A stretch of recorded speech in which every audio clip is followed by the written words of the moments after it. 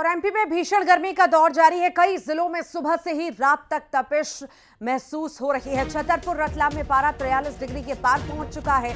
भोपाल, इंदौर, ग्वालियर में पारा 41 डिग्री के पार पहुंच चुका है।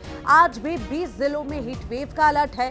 ग्वालियर, मुरैना, भिंड, दतिया में अलर्ट जारी किया गया है। निवाड़ी, टीकमगढ़, छतरपुर में भी अलर्ट जारी हुआ है।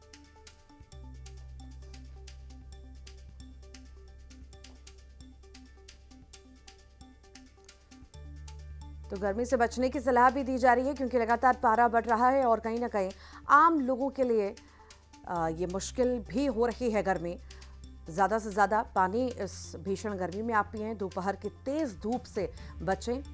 हल्के और सूती कपड़े पहने।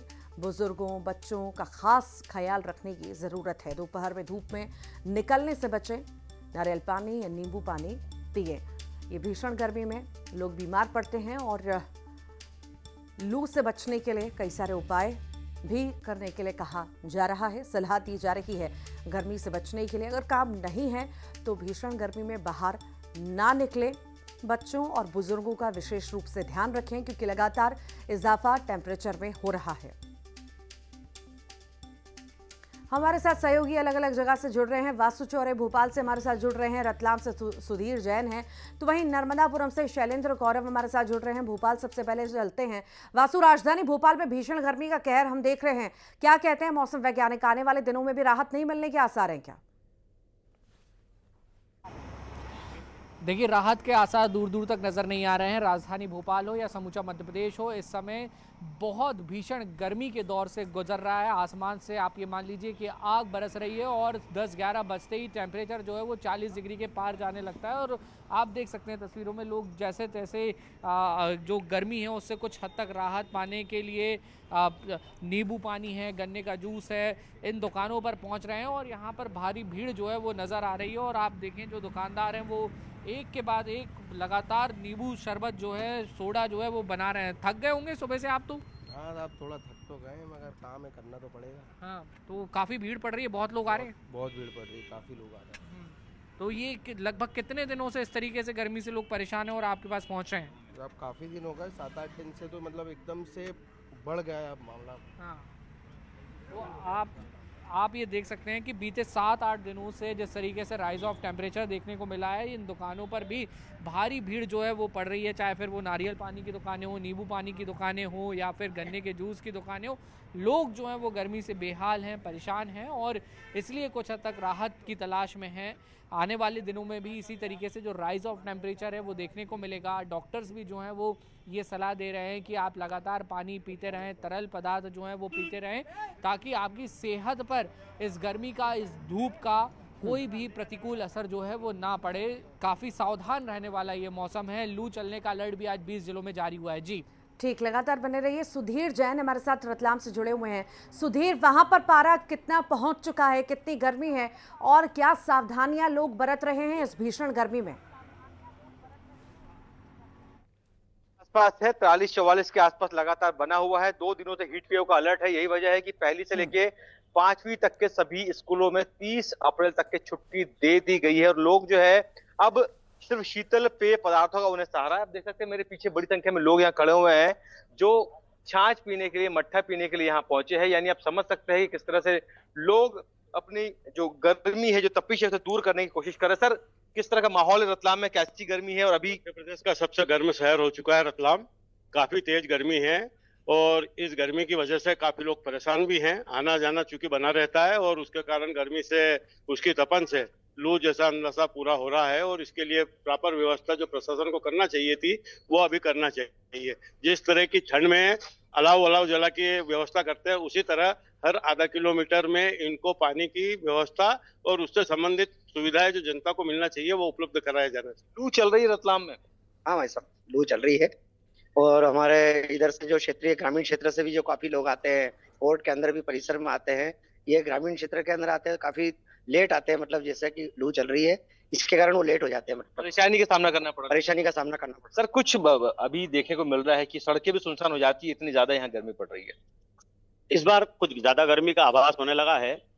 पानी, इस गर्मी के कारण इंसान तो ठीक, पशु पक्षी को भी परेशानी का सामना करना पड़ रहा है।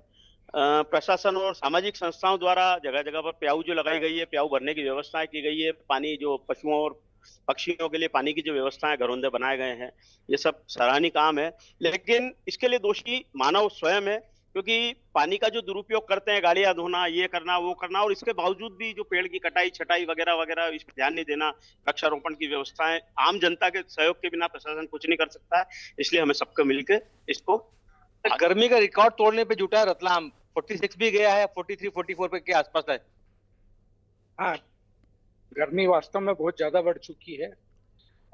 जनमानस के अलावा पशु पक्षी और जो दूसरे जीव हैं वो भी बहुत व्याकुल है। उनके लिए भी इंसानों के अतिरिक्त उनके लिए भी कुछ व्यवस्था जमनी चाहिए, उनकी भी व्यवस्था होनी चाहिए, और ये जनता का दायित्व है कि खुद के साथ उनकी भी देखभाल करें। सर जूस पीने आए हैं आप, क्या पीने आए हैं? तो गर्मी को देखते हुए तपन जो है काफी अलग अलग तरह से लोग उपाय खोज रहे हैं कि इस भीषण गर्मी में कैसे राहत पा सके। नर्मदापुरम चलते हैं, शैलेंद्र कौरव हमारे साथ जुड़े हैं। शैलेंद्र, नर्मदापुरम के क्या हाल है, कितनी भीषण गर्मी वहां पर, और लोग क्या उपाय अपना रहे हैं यहाँ पर गर्मी से बचने के लिए? जी, नर्मदापुरम जिले की यदि बात की जाए तो 43.8 डिग्री सेल्सियस तक पारा पहुंच चुका है। प्रशासन द्वारा पहली से 8वीं तक के स्कूलों में छुट्टी के आदेश जारी कर दिए गए हैं। आगामी आदेश तक वो स्कूल बंद रहेंगे।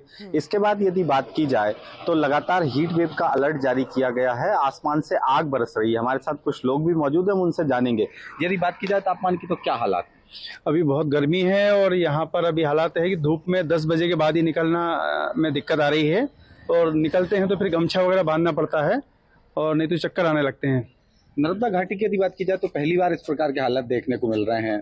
हाँ, ये सही बात है। अपने नर्मदा घाटी में लगभग एक हफ्ते से 44 के आसपास टेम्परेचर चल रहा है, और ऐसे हालात रहे देश में बीमारी बढ़ने के चांस है और जल स्तर गिरना भी। यदि लू की बात की जाए तो लोग किस प्रकार की सावधानी बरत रहे हैं? सावधानी वर्तमान में तो क्या है कि स्थिति एकदम से इतनी टेम्परेचर जो बढ़ा हुआ है, और अप्रैल का महीना है और 43 से ऊपर ही चल रहा है, समझ लो 44 के लगभग।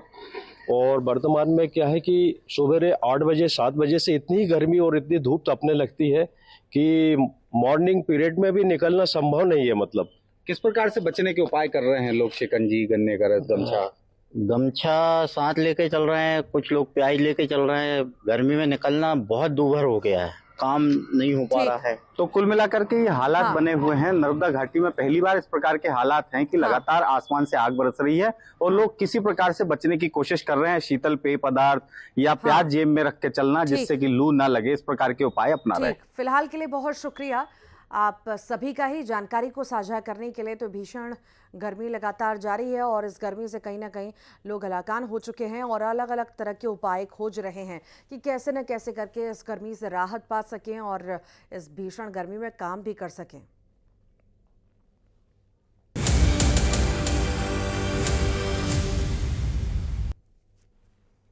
भीषण गर्मी के दौर में दमोह के रहवासियों को पानी के लिए मशक्कत करनी पड़ रही है। हालात ऐसे हैं कि टैंकर के भरोसे